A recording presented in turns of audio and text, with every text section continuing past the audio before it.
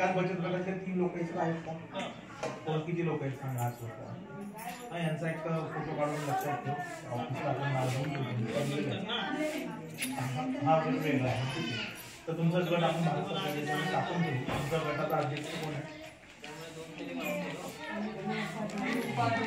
त्यांचं नाव घेऊन ठेवूया.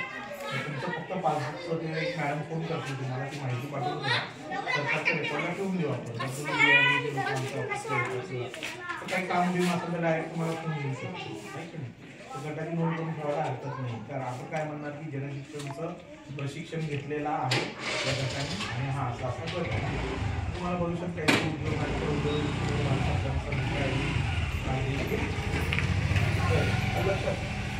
तर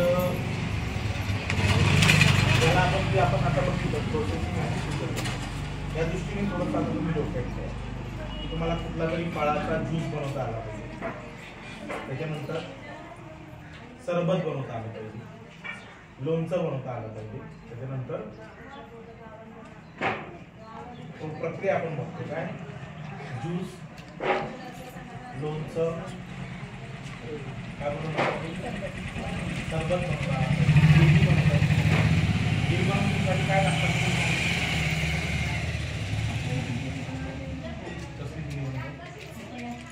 सगळ्या गोष्टींची जेली बनवता येईल. काय टाकतात ते फक्त तुम्हाला माहिती. चायना ग्रास म्हणून मिळतं तुमच्या दुकानात तुम्ही तुमच्या लोक दुकानात मिळतं का बघा नाही तर मग डीमार्टला गेलं तर चायना ग्रास म्हणजे कसं असतं आपली कुरडई असते ना कुरडई सारखंच असतं दुकानात मिळतं. तर ते जर पाण्यामध्ये कट करून उकळवलं तुम्ही आणि ते जर मिक्स केलं तर कोणत्याही वस्तूची काय तयार होते जसं तुम्ही